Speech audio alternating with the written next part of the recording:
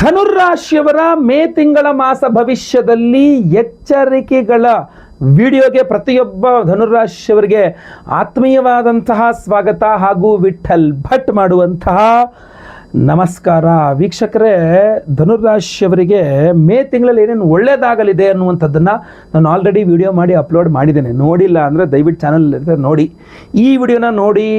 ಆಮೇಲೆ ಇದೇನ್ರಿ ಒಂದು ಒಳ್ಳೆ ವಿಚಾರನೇ ಹೇಳಿಲ್ಲ, ಮಾಸ ಭವಿಷ್ಯ ಅಂತೀರಾ, ಒಂದು ಒಳ್ಳೆಯದೇ ಇಲ್ಲ, ಬರೀ ನೆಗೆಟಿವ್ ಹೇಳ್ತಿದ್ದೀರಾ, ಬರೀ ಎದುರಿಸ್ತೀರಾ, ನೀವು ಬರೀ ಇದೇನೇ ಆಗೋಯ್ತು ನಿಮ್ಮದು, ಈ ಥರದ್ದೆಲ್ಲ ಕಮೆಂಟ್ಸ್ ಹಾಕಿದ್ರಿ ಅಂತಂದರೆ ನಿಮಗೆ ವಿಡಿಯೋ ಏನೂ ಅರ್ಥ ಆಗಲಿಲ್ಲ ಅಂತ ನನಗೆ ಅರ್ಥ ಆಗುತ್ತೆ. ಸೊ ಅದರಿಂದ ಬಿಡಿಸಿ ಹೇಳ್ತಾ ಇದ್ದೀನಿ. ಒಳ್ಳೆಯ ವಿಚಾರನೂ ಇದೆ, ಅದು ಇನ್ನೊಂದು ವಿಡಿಯೋ ಮಾಡಿದ್ದೀನಿ, ಚಾನಲಲ್ಲೇ ಇದೆ, ಪೇಜಲ್ಲೇ ಇದೆ, ನೋಡ್ಕೊಳ್ಳಿ. ಇದು ಎಚ್ಚರಿಕೆಗಳ ವಿಡಿಯೋ, ಇದರಲ್ಲಿ ಬರೀ ಎಚ್ಚರಿಕೆನೇ ಇರುತ್ತೆ. ಏನೇನು ಸಮಸ್ಯೆಗಳಾಗಬಹುದು, ಏನೇನು ಪರಿಹಾರ ಅನ್ನುವಂಥದ್ದು ಇರ್ತದೆ. ಸೊ ದಯವಿಟ್ಟು ಪ್ರತಿಯೊಬ್ಬ ಧನುರಾಶಿಯವರಿಗೆ ಈ ವಿಡಿಯೋ ಮುಟ್ಟಿಸಿ. WhatsApp, Facebook, messenger, Telegram, Instagram, ಎಲ್ಲ ಕಡೆ ಸಾಮಾಜಿಕ ಜಾಲತಾಣಗಳಲ್ಲಿ ಈ ವಿಡಿಯೋನ ಶೇರ್ ಮಾಡಿಬಿಡಿ. ಯೂಟ್ಯೂಬಲ್ಲಿ ನೋಡ್ತಿದ್ರೆ ನಮ್ಮ ಚಾನಲ್ ಸಬ್ಸ್ಕ್ರೈಬ್ ಮಾಡ್ಕೊಳ್ಳಿ ಅಂದರೆ ಸಬ್ಸ್ಕ್ರೈಬ್ ಮಾಡ್ಕೊಳ್ಳಿ. ಫೇಸ್ಬುಕ್ಕಲ್ಲೂ ಇನ್ಸ್ಟಾಗ್ರಾಮ್ ನೋಡ್ತಿದ್ರೆ ನಮ್ಮ ಪೇಜನ್ನು ಫಾಲೋ ಮಾಡ್ಕೊಳ್ಳಿ. ವಿಶೇಷ ಪ್ರಶ್ನೆಗಳಿದ್ದರೆ ಕಮೆಂಟ್ ಮಾಡಿ, ನನ್ನ ಕಮೆಂಟ್ಸ್ನೆಲ್ಲ ಓದ್ತಾ ಇರ್ತೇನೆ. ಶುರು ಮಾಡೋಣ ಅಲ್ವಾ? ಧನುರಾಶಿಯವರಿಗೆ ಮೇ ತಿಂಗಳಲ್ಲಿ ಮೊದಲ 2 ವಾರ ಫುಲ್ ಅಲ್ಲ, 11ನೇ ತಾರೀಕಿನ ತನಕ, 11ನೇ ತಾರೀಕಿನ ತನಕ ಕೆಲವಿಷ್ಟು ಕಸಿವಿಸಿ ಆಗುತ್ತೆ. ಅದರಲ್ಲಿ ಬಹುಮುಖ್ಯವಾಗಿ ನಿಮ್ಮ ತಾಯಿ ವಿಚಾರಗಳು ಕೆಲವಿಷ್ಟು ಕಸಿವಿಸಿ ಆಗಿಬಿಡುತ್ತೆ. ನಿಮ್ಮಮ್ಮ ಹಿಂಗಂದ್ರು, ನಿಮ್ಮಮ್ಮ ಹಿಂಗೆ ಮಾಡಿದ್ರು, ನಿಮ್ಮಮ್ಮ ಹಿಂಗೆ ಮಾಡಿದ್ರು, ತುಂಬ ಕಸಿವಿಸಿ ಆಗಿಬಿಡುತ್ತೆ. ಅಥವಾ ನಿಮ್ಮ ತಾಯಿಯವರೇ ನಿಮ್ಮ ಕೆಲವಿಷ್ಟು ಕೆಲಸ ಕಾರ್ಯಗಳು ನಿಮ್ಮ ತಾಯಿಯವ್ರಿಗೆ ಕಸಿವಿಸಿ ಅನಿಸ್ಬಿಡ್ಬೋದು. ಅಯ್ಯೋ ನನ್ನ ಮಗ ಯಾಕೆ ಹಿಂಗೆ ಮಾಡಿಬಿಟ್ನಲ್ಲ ಅಂತ ಹೇಳ್ಬಿಟ್ಟು. ಸೊ ತಾಯಿ ಮಗನ ವಿಚಾರದಲ್ಲಿ ಕೆಲವಿಷ್ಟು ಬಿಸಿ ತುಪ್ಪವಾಗುವ ಸಾಧ್ಯತೆ ಜಾಸ್ತಿ ಇದೆ. ಹೇಳೋಕ್ಕಾಗಲ್ಲ, ಬಿಡೋಕ್ಕಾಗಲ್ಲ, ಬೈಯೋಕ್ಕಾಗಲ್ಲ, ಸುಮ್ಮಿರೋಕ್ಕಾಗಲ್ಲ. ಏನು ಮಾಡೋದು? ಇದು ದೊಡ್ಡ ಸಮಸ್ಯೆ. ಇದಲ್ಲದೆ ಹೋದರೆ ತಾಯಿಯವರಿಗೆ ಆರೋಗ್ಯದ ವಿಚಾರ, ಎಲ್ಲ ಡಾಕ್ಟರ್ಸ್ ಹತ್ರ ಏನೂ ಇಲ್ಲ ಅಂತಾರೆ, ನಿಮ್ಮಮ್ಮ ನೋಡಿ ನಂಗೆ ಹುಷಾರಿಲ್ಲ ಅಂತಾರೆ. ಏನು ಮಾಡೋದಪ್ಪ ಇದಕ್ಕೆ ಅನ್ನೋ ಥರ ಒಂದು 11ನೇ ತಾರೀಕಿನ ತನಕ ಈ ಏರಿಳಿತಗಳಿರುತ್ತೆ, ಆಯಿತಾ? ಅಷ್ಟೇ ಅಲ್ಲ, ಇನ್ನೂ ಈ ಧನುರಾಶಿಯ ವಿವಾಹಿತ ಸ್ತ್ರೀ ಇರ್ತಾರಲ್ಲ, ಮದುವೆ ಆಗಿರುವ ಧನುರಾಶಿಯ ಸ್ತ್ರೀಯರು, ಲೇಡೀಸ್, ತವರು ಮನೆ ವಿಚಾರ ಹಾಗೆ ಆಗ್ಬಿಡುತ್ತೆ ಅವ್ರಿಗೆ 11ನೇ ತಾರೀಕಿನ ತನಕ. ಯಪ್ಪ ದೇವ್ರೆ, ಈ ರಜೆ ಯಾಕಾರು ಬರುತ್ತೋ, ನಾನು ಯಾಕಾರು ನಮ್ಮ ಅಪ್ಪನ ಮನೆಗೆ ಬರ್ತೀನೋ, ಮಕ್ಕಳೆಲ್ಲ ಕಟ್ಕೊಂಡು ಅನ್ನಂಗೆ ಆಗ್ಬಿಡುತ್ತೆ ಅವರಿಗೆ. ಮಕ್ಕಳನ್ನೆಲ್ಲ ಕಟ್ಕೊಂಡು ತವರು ಮನೆಗೆ ಹೋಗ್ತಿರಲ್ಲ ಧನುರಾಶಿಯ ಸ್ತ್ರೀಯರು, ವಿವಾಹಿತ ಸ್ತ್ರೀಯರು, ಏಪ್ರಿಲು ಮೇ ರಜೆ ಅಂತ. ಮೇ ತಿಂಗಳ 11ನೇ ತಾರೀಕು ನಂತರ ಹೋದರೆ ಬಚಾವು.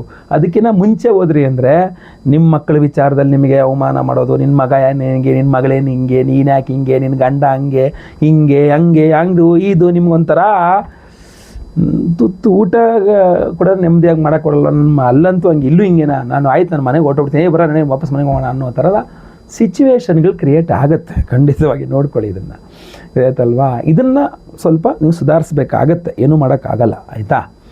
ನಂತರ ಹೋಗಲಿ, ಮಕ್ಕಳಾರು ಸರಿಯಾಗಿರ್ತಾರೆ ಅಂದರೆ 12ನೇ ತಾರೀಕಿಂದ ಆಚೆಗೆ ಮಕ್ಕಳ ಕಾಟ ತಡೆಯೋಕ್ಕಾಗಲ್ಲ ನಿಮಗೆ.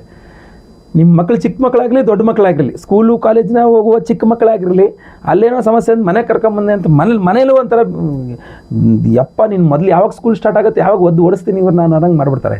ದೊಡ್ಡ ಮಕ್ಕಳು ಅಷ್ಟೇ, ಎದುರುತ್ತರ ಕೊಡೋದು, ಜಗಳ ಮಾಡೋದು, ಏನೋ ಮಾಡೋದು, ಈ ಥರ ಎಲ್ಲ ಮಾಡಿ ಮಕ್ಕಳು ಒಂಥರ ಒಳ್ಳೆಯದೇ, ಮಕ್ಕಳು ಚೆನ್ನಾಗೇ ಸಾಧನೆ ಮಾಡೋಂಥವ್ರೆ. ಬಟ್ ಏನೋ ನಿಮಗೆ ಹಿಂಸೆ ಕೊಟ್ಬಿಡ್ತಾರೆ, ಕೊಡಬಾರ್ದು ಹಿಂಸೆ ಕೊಟ್ಟೊಂಥರ ತಲೆ ತಿಂತಾ ಇರ್ತಾರೆ. ಏನಪ್ಪ ಹಿಂಗೆ, ಏನು ಮಾಡೋದು ಇವಾಗ ಅನ್ನೋ ಥರ ಮಾಡಿಬಿಡ್ತಾರೆ ಅವರು. ಅದೊಂದು ಏನು ಮಾಡಲಿಕ್ಕೆ ಆಗದೆ ಇರುವಂಥ ಪರಿಸ್ಥಿತಿ.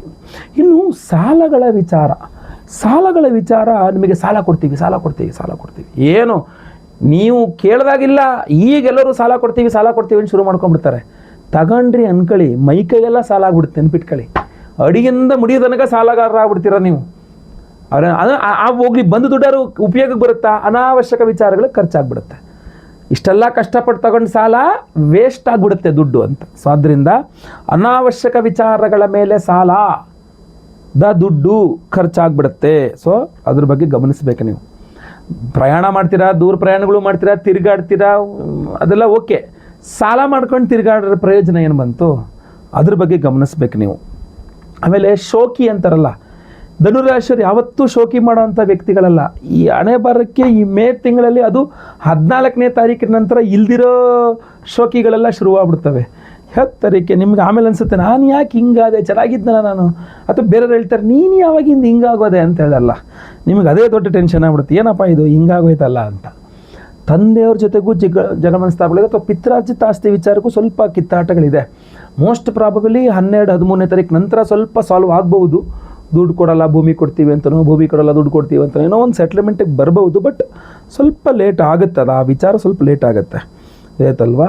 ಇದೊಂದು ಸ್ವಲ್ಪ ಇದಾಗುತ್ತೆ. ಜೊತೆಗೆ ಶತ್ರುಗಳು ಸ್ವಲ್ಪ ಜಾಸ್ತಿ ಇರ್ತಾರೆ ನಿಮಗೆ. ವ್ಯಯಾಧಿಪತಿ ಪಂಚಮಕ್ಕೆ ಬರ್ತಾನೆ ಕುಜ 11ನೇ ತಾರೀಕು ನಂತರ. ಇವರು ಸ್ವಲ್ಪ ಸಮಸ್ಯೆ ಆಗೋದೇನೆಂದರೆ ಲಾಸ್, ಕಳೆದುಕೊಳ್ಳುವಿಕೆ. ಅದೇನೋ ನಂಬ್ಕೊಂಡು ಹಾಕಿದೆ ಲಾಸ್ ಆಯಿತು, ಶೇರ್ ಮಾರ್ಕೆಟ್ ಹೇಳಿದೆ ಲಾಸ್ ಆಯಿತು, ಈ ಬಿಸ್ನೆಸ್ ಮಾಡಿದೆ ಲಾಸ್ ಆಯಿತು, ದುಡ್ಡು ಕೊಟ್ಬಿಟ್ಟು ಏನೋ ತಂದಿಟ್ಟೆ ಕಳೆದೋಯ್ತು, ಕಳೆದುಕೊಳ್ಳುವಿಕೆ ಕಳೆದೋಯ್ತು, ಅಧಿಕಾರ ಕಳೆದೋಯ್ತು, ವಸ್ತು ಕಳೆದೋಯ್ತು, ಬಂಗಾರ ಕಳೆದೋಯ್ತು. ವ್ಯಕ್ತಿಗಳು ತುಂಬ ಕಷ್ಟಪಟ್ಟು ಅವರು ಫ್ರೆಂಡ್ಶಿಪ್ ಮಾಡ್ಕೊಂಡಿದ್ದೆ, ಜಗಳ ಮಾಡ್ಕೊಂಡು ದೂರ ಹೋಗ್ಬಿಟ್ರು ಅವರು.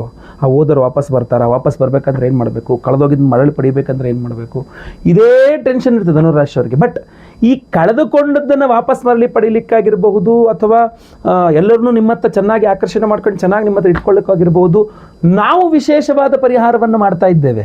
ಮೇ 1ನೇ ತಾರೀಕು ಶುಕ್ರವಾರ, ಹುಣ್ಣಿಮೆಯ ದಿವಸ, ವೈಶಾಖ ಪೂರ್ಣಿಮಾ, ಅದ್ಭುತವಾಗಿರತಕ್ಕಂಥ ಪವರ್ಫುಲ್ ದಿವಸ ಅದು.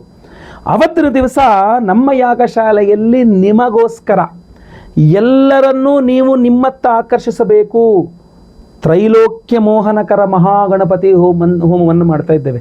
ತ್ರೈಲೋಕ್ಯ ಮೋಹನಕರ 3 ಲೋಕಗಳನ್ನು ವಶೀಕರಣ ಮಾಡ್ತಕ್ಕಂಥ ಮಹಾಗಣಪತಿ ನಿಮಗೆ ಆ ಶಕ್ತಿ ಕೊಡಬೇಕು ಅಂದರೆ ತ್ರೈಲೋಕ್ಯ ಮೋಹನಕರ ಮಹಾಗಣಪತಿ ಹೋಮವನ್ನು ಮಾಡ್ತಾ ಇದ್ದೇವೆ. ಅಷ್ಟೇ ಅಲ್ಲ, ಕಳೆದುಕೊಂಡಿದ್ದನ್ನು ಮರಳಿ ಪಡೆದುಕೊಳ್ಳಿಕ್ಕೋಸ್ಕರವಾಗಿ ಕಾರ್ತ್ಯವೀರ್ಯಾರ್ಜುನ ಹೋಮವನ್ನು ಮಾಡ್ತಾ ಇದ್ದೇವೆ.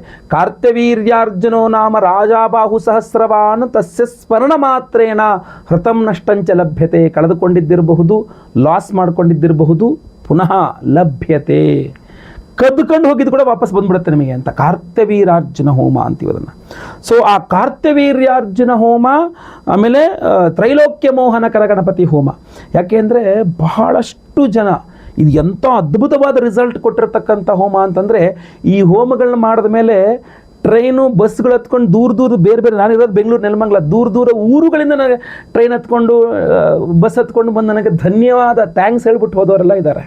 ಅಷ್ಟು ಅದ್ಭುತವಾದ ಫಲವನ್ನು ಕೊಟ್ಟಿರ್ತಕ್ಕಂತಹ ಒಂದು ಹೋಮವನ್ನು, ಅದೇ ವಿಶೇಷವಾದ ಪ್ರಸಾದವನ್ನು ಸಹ ಪ್ರತಿಯೊಬ್ಬರಿಗೂ ಕೊಡ್ತಾ ಇದ್ದೇವೆ. ಅವತ್ತು ಆಶ್ಲೇಷ ಬಲಿ ಪೂಜೆ ಇರುತ್ತೆ, ಸರ್ಪಶಾಂತಿ ಹೋಮ ಇರುತ್ತೆ, ಸಂತಾನ ಗೋಪಾಲಕೃಷ್ಣ ಹೋಮ ಇರುತ್ತೆ.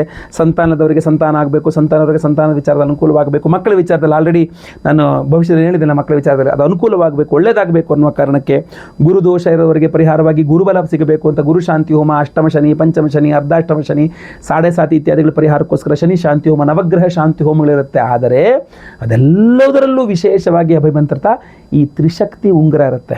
ಈ ತ್ರಿಶಕ್ತಿ ಉಂಗುರವನ್ನು ನೋಡಿ ನಾನು ಧಾರಣೆ ಮಾಡ್ಕೊಂಡಿದ್ದೀನಿ ಮಧ್ಯದ ಫಿಂಗರ್ಗೆ. ನೀವು ಖಂಡಿತವಾಗಿ ನಿಮಗೆ ಅನುಕೂಲವಾಗುವ ಬೆರಳಿಗೆ ನೀವು ಅದನ್ನು ಧಾರಣೆ ಮಾಡ್ಕೊಳ್ಬಹುದು. ಬಲಗೈನಲ್ಲೇ ಧಾರಣೆ ಮಾಡ್ಕೊಳ್ತಕ್ಕಂಥದ್ದು ಶ್ರೇಷ್ಠ.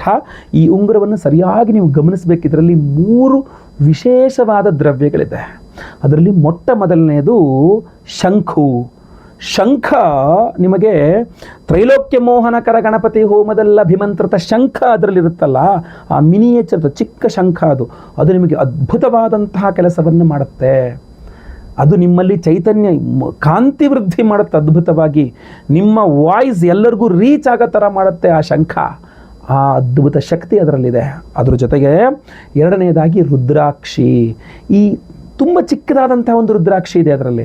ಆ ರುದ್ರಾಕ್ಷಿ ಎಲ್ಲರೂ ನಿಮ್ಮ ಹತ್ರ ಬಂದಾಗ ಕೆಟ್ಟವರು ಬಂದ್ಬಿಡ್ತಾರೆ, ಒಳ್ಳೆಯವರು ಬಂದ್ಬಿಡ್ತಾರೆ. ಬಟ್ ಕೆಟ್ಟವರು ನಿಮ್ಮ ಹತ್ರ ಬರಬಾರ್ದು, ಒಳ್ಳೆಯವರು ಮಾತ್ರ. ನಿಮಗೆ ಯಾರಿಂದ ಉಪಯೋಗವಾಗ್ತದೋ, ಸಹಾಯವಾಗ್ತದೋ ಅವರು ಮಾತ್ರ ನಿಮ್ಮ ಜೊತೆಗೆ, ನೀವು ಅಂದ್ಕೊಂಡವರು ಕರೆಕ್ಟಾಗಿ ಬರೋ ಥರ ರುದ್ರಾಕ್ಷಿ ಅದಕ್ಕೆ ನಿಮಗೆ ಸಹಾಯ ಮಾಡ್ತದೆ. ಜೊತೆಗೆ ಕಳೆದುಕೊಂಡಿದ್ದನ್ನು ಮರಳಿ ಪಡೆದುಕೊಳ್ಳಲಿಕ್ಕೆ ಕಾರ್ತ್ಯವೀರ್ಯಾರ್ಜುನ ಹೋಮದಲ್ಲಿಯೂ ಸಹ ಅದು ಎನರ್ಜೈಸ್ ಆದಾಗ ತುಂಬ ಚೆನ್ನಾಗಿ ಕೆಲಸ ಮಾಡ್ತದೆ, ಅದು ಕಳೆದುಕೊಂಡಿದ್ದು ಮರಳಿ ಪಡೆದುಕೊಳ್ಳುವ ವಿಚಾರದಲ್ಲಿ. ಜೊತೆಗೆ ಅದರಲ್ಲೊಂದು ಚಿಕ್ಕದೊಂದು ಸಾಸಿವೆ ಕಾಳಿನಷ್ಟು ಪಾದರಸ ಇದೆ, ತುಂಬ ಚಿಕ್ಕದಿದೆ. ಸೊ ಆ 3 ಪವರ್ಫುಲ್ ಆಗಿರತಕ್ಕಂಥ ಶಂಖ, ರುದ್ರಾಕ್ಷೆ, ಪಾದರಸದ ತ್ರಿಶಕ್ತಿ ಸಂಯೋಗವನ್ನು ಉಂಗುರ ಮಾಡಿ ಅದನ್ನು ಕಾರ್ತ್ಯವೀರ್ಯಾರ್ಜುನ ಹೋಮ, ತ್ರೈಲೋಕ್ಯ ಮೋಹನಕರ ಗಣಪತಿ ಹೋಮ, ಆಶ್ಲೇಷ ಬಲಿ ಪೂಜೆ, ಸಂತಾನ ಗೋಪಾಲ ಇತ್ಯಾದಿ ಎಲ್ಲ ಹೋಮಗಳಲ್ಲಿ ಎನರ್ಜೈಸ್ ಮಾಡ್ತೀವಲ್ಲ, ವಿಶೇಷವಾಗಿ ತ್ರೈಲೋಕ್ಯ ಮೋಹನಕರ ಗಣಪತಿ ಹಾಗೂ ಕಾರ್ತ್ಯವೀರ್ಯಾರ್ಜುನ ಇದು ಬಹಳ ಚೆನ್ನಾಗಿ ಕೆಲಸ ಮಾಡ್ತಕ್ಕಂಥದ್ದು, ಅದ್ಭುತವಾಗಿ ರಿಸಲ್ಟ್ಸ್ ಕೊಡುತ್ತೆ. ಈ ಉಂಗುರವನ್ನು ನಾವು ನಿಮ್ಮ ಹೆಸರಲ್ಲಿ ಸಂಕಲ್ಪ ಮಾಡಿ ಎನರ್ಜೈಸ್ ಮಾಡಿ ನಿಮಗೆ ಕೊಡ್ತೇವೆ. ನಿಮ್ಮ ಕೈಗೆ ಬಂದ ನಂತರ ಇದನ್ನು ಎಲ್ಲ ಹೋಮಗಳ ಭಸ್ಮ, ನಾಗಾರಾಧನೆ, ಅರ್ಶನ ಹಣೆಗೆ ಹಚ್ಕೊಂಡು ಉಂಗುರವನ್ನು ಕೈಯಲ್ಲಿ ಧಾರಣೆ ಮಾಡಿಕೊಂಡ್ರೆ ಸಾಕು. ಇಷ್ಟೇ ಮಾಡಬೇಕಾಗಿರೋದು. ಈ ಹೋದ ವರ್ಷ ಇದನ್ನು ಕೊಟ್ಟಾಗ ಹುಡುಕಿಕೊಂಡು ಬಂದು ಬರೀ ಥ್ಯಾಂಕ್ಸ್ ಹೇಳೋಕ್ಕೆ, ಜ್ಯೋತಿಷ್ಯ ಕೇಳೋಕ್ಕಲ್ಲ, ಧನ್ಯವಾದಗಳನ್ನ ಫೋನಲ್ಲೂ ಅಲ್ಲ ಡೈರೆಕ್ಟಾಗಿ ಬಂದು ಧನ್ಯವಾದ ಹೇಳ್ಕೊಟ್ಟಿದ್ದಾರೆ. ಗುರುಗಳೇ, ಅವರು ಯಾರೊಬ್ಬರು ಹೋದರು, ವಾಪಸ್ ಬಂದರು, ಕಳೆದುಕೊಂಡಿದ್ದು ಮತ್ತೆ ಸಿಕ್ತು, ಹೋದ ಅವಕಾಶ ಮತ್ತೆ ಬಂತು, ತುಂಬ ಒಳ್ಳೆಯದಾಗಿದೆ ಅಂಥೇಳಿ. ಸೊ ದಯವಿಟ್ಟು ನಾವು ವರ್ಷಕ್ಕೆ ಒಂದೇ ಸಲ ಮಾಡ್ತಕ್ಕಂಥ ಈ ಪವರ್ಫುಲ್ ಆಗಿರತಕ್ಕಂಥ ಕಾರ್ತವೀರ್ಯಾರ್ಜುನ ಹೋಮ ಹಾಗೂ ತ್ರೈಲೋಕ್ಯ ಮೋಹನಕರ ಗಣಪತಿ ಹೋಮ, ವಿಶೇಷವಾಗಿ ಇತರೆ ಹೋಮಗಳೊಟ್ಟಿಗೆ ತ್ರಿಶಕ್ತಿ ಉಂಗುರವನ್ನು ಪ್ರತಿಯೊಬ್ಬರಿಗೂ ಕೊಡ್ತಾ ಇದ್ದೇವೆ. ಸಂಕಲ್ಪ ಸೇವೆಗೆ ಹೆಸರು ಕೊಟ್ಕೊಳ್ಳಿ. ಸ್ಕ್ರೀನ್ ಮೇಲೆ ಕಾಣುವಂಥ ನಂಬರ್ಗೆ ನಿಮ್ಮ ಹೆಸರು, ಗೋತ್ರ ಗೊತ್ತಿದ್ರೆ, ನಕ್ಷತ್ರ ಗೊತ್ತಿದ್ರೆ, ರಾಶಿ ಗೊತ್ತಿದ್ರೆ ಬೇಗ ಬೇಗ ಸ್ಕ್ರೀನ್ ಮೇಲೆ ಕಾಣುವಂಥ ನಂಬರ್ಗೆ ವಾಟ್ಸಪ್ ಮಾಡ್ಕೊಳ್ಳಿ. ಆವತ್ತಿನ ದಿವಸ 1ನೇ ತಾರೀಕು, ಮೇ 1ನೇ ತಾರೀಕು ಶುಕ್ರವಾರ ಹುಣ್ಣಿಮೆ ದಿವಸ ಲೈವಲ್ಲಿ ನಿಮ್ಮ ಹೆಸರು ಸಂಕಲ್ಪ ಆಗುತ್ತೆ. ಎಲ್ಲ ಹೋಮಗಳನ್ನು ಲೈವ್ ನೋಡ್ತೀರಾ. ಎಲ್ಲ ಹೋಮಗಳ ಭಸ್ಮ, ನಾಗಾರಾಧನೆ, ಅರಿಶಿನ ಪ್ರಸಾದ ಜೊತೆಗೆ ವಿಶೇಷವಾದ ತ್ರಿಶಕ್ತಿ ಉಂಗುರವನ್ನು ನಿಮಗೆ ಕಳಿಸ್ಕೊಡ್ತೇವೆ. ಪ್ರತಿಯೊಬ್ಬರು ಧಾರಣೆ ಮಾಡ್ಕೊಳ್ಳಿ. ನೀವು ಕಳೆದುಕೊಂಡಿದ್ದನ್ನು ಮರಳಿ ಪಡೆದುಕೊಳ್ಳುವಂತಾಗಲಿ, ಹಾಗೂ ಯಾರ್ಯಾರು ನಿಮ್ಮ ಬಿಟ್ಟು ಹೋಗಿರ್ತಕ್ಕಂಥವ್ರೆಲ್ಲ ವಾಪಸ್ ಬರುವಂಗಾಗಲಿ ನಿಮಗೆ ಖಂಡಿತವಾಗಿ. ಜೊತೆಗೆ ಎಲ್ಲರನ್ನೂ ಸಹ ನಿಮ್ಮತ್ತ ಆಕರ್ಷಿಸುವ ಅದ್ಭುತವಾದ ಶಕ್ತಿ ಮಹಾಗಣಪತಿ ನಿಮಗೆ ಕೊಡಲಿ. ಎಲ್ಲರ ಜೊತೆಗೆ ಪ್ರೀತಿ ವಿಶ್ವಾಸದಿಂದ ನೀವು ಇರುವಂತಾಗಲಿ. ಖಂಡಿತವಾಗಿ ಒಳ್ಳೆಯದಾಗಲಿ. ಸ್ಕ್ರೀನ್ ಮೇಲೆ ಕೊಡೋ ನಂಬರ್ಗೆ ಬೇಗ ನಿಮ್ಮಗಳನ್ನ ವಾಟ್ಸಪ್ ಮಾಡ್ಕೊಳ್ಳಿ. ಕಾಲ್ ಅಥವಾ ವಾಟ್ಸಪ್ ಮಾಡಬಹುದು.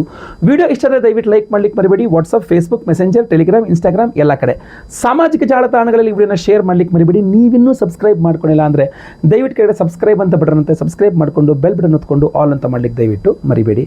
ಮುಂದಿನ ವಿಡಿಯೋದಲ್ಲಿ ಮತ್ತೆ ಪುನಃ ಸಿಗ್ತೇನೆ. ಎಲ್ಲರಿಗೂ ಸಹ ಒಳ್ಳೆಯದಾಗಲಿ. ಲೋಕ ಸಮಸ್ತ ಸುಖಿನೋ ಭವಂತು. ನಾರಾಯಣ ನಾರಾಯಣ ನಾರಾಯಣ.